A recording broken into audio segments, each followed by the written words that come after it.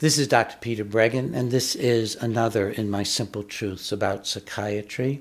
And the subject today is that psychiatric drugs are much, much more dangerous than you've ever been led to believe by the doctors who are prescribing them. I genuinely believe that if most people knew how dangerous the psychiatric drugs really were, most people would never start on them. And I also believe that if most prescribers had even the faintest idea how dangerous they were, they'd stop prescribing them. Well, how is it that so many people can be ignorant about psychiatric drugs? Well, the truth is because they're all getting their information from the drug companies. I mean, when was the last time you saw a car company leap up to tell people way in advance that they'd had some deaths on the road from their bad brakes? When was the last time the car companies went mea culpa and said, yes, our accelerators are sticking and running people down? Well, I can tell you the drug companies are even worse. They go to all kinds of extremes to avoid letting you know and letting your doctor know how dangerous the drugs are. I know this because I've been a medical expert in dozens of lawsuits against drug companies. I've looked inside drug companies and seen what they're really doing. I was appointed by a court in Indiana to be the scientific expert for over 150 lawsuits against Eli Lilly, suits alleging that the drug Prozac had caused violence, suicide, mayhem, mania, and psychosis. So I know what goes inside. I know as much as anyone about how dangerous the drugs are. So let me just give you a little brief outline of material you can find in the first half of my book, Psychiatric Drug Withdrawal. Obviously, the second half is intended to help you come off psychiatric drugs because it can be very dangerous to come off drugs. It's dangerous and sometimes more than starting the drugs. Let's take a look at the stimulants that you may be taking as a college student or as a parent that you may be giving to your children.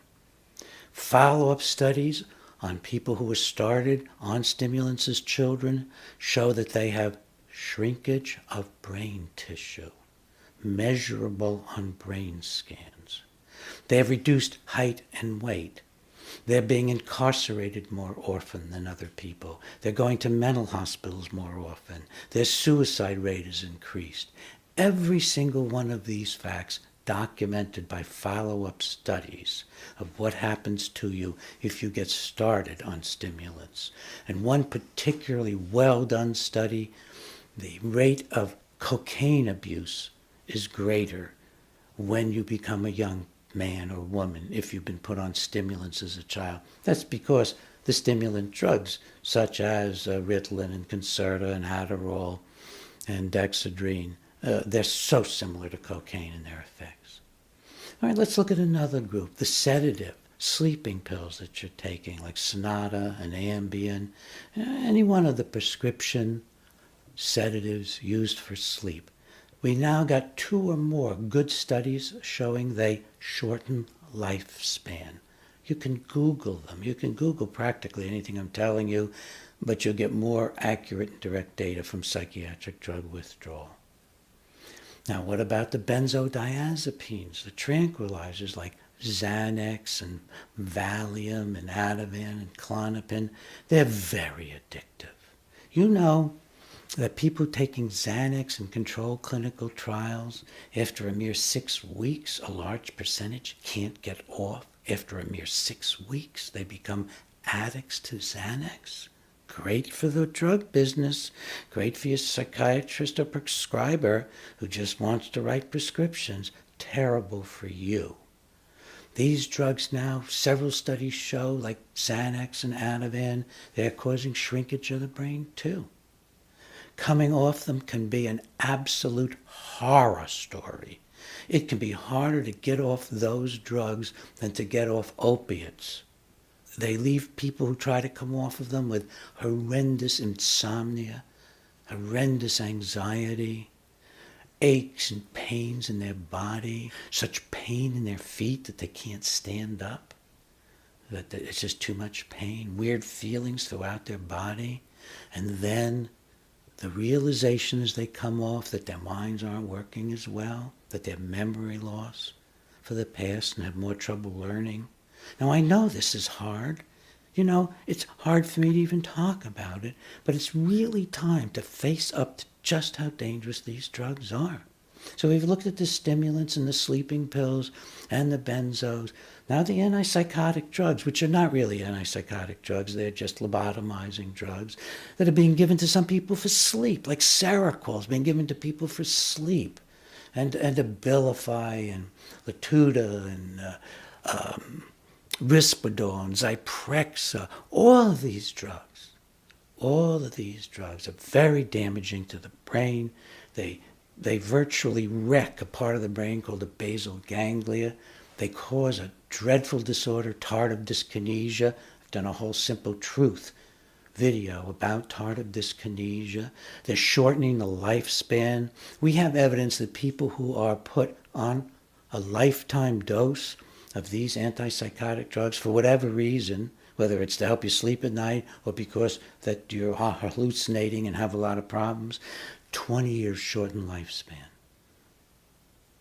And we know some of the ways the lifespan's being shortened, because especially these newer antipsychotics, so-called second generation or atypical antipsychotics, they're even worse than the older ones in causing a metabolic syndrome. People get obese, they get diabetes, they get pancreatitis, they get elevated cholesterol, blood pressure is off.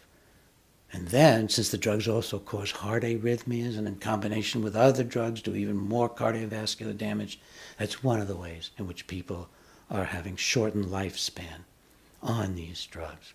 The mood stabilizers, so-called, which are just flattening, emotionally flattening drugs. Most of them were originally anti-seizure drugs. The one we've studied for the longest time is lithium.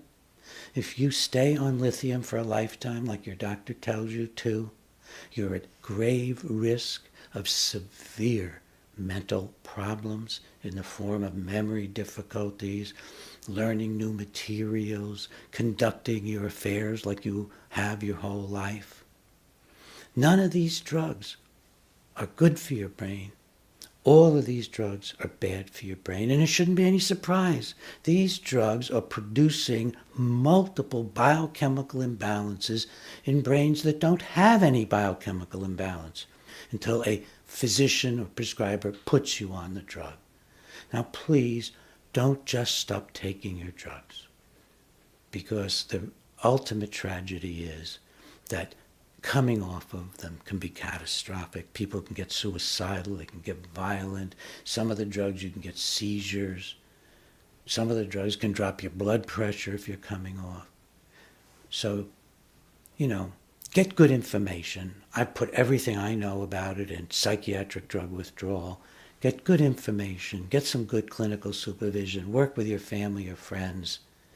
The shorter time you're on psychiatric drugs almost certainly means that you'll have a better quality of life.